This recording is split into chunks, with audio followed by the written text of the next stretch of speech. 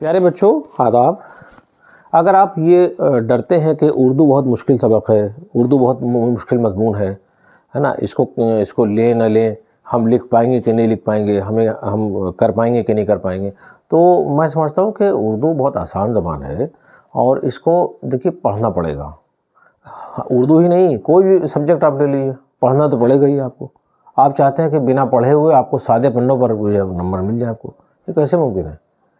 ارے آپ مشق کیجئے، آدھا صفحہ روز لکھیے، آدھا صفحہ لکھیے آپ، اور لکھنے کی مشق کیجئے اور پڑھنا شروع کیجئے.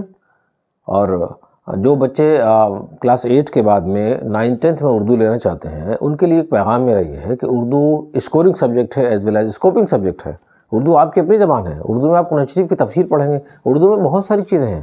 اردو ہی میں آپ کتبہ لکھواتے ہیں قبرستان میں وہاں جا کے، اپنے ماں باپ کو اردو میں ہی یاد کریں گے آپ.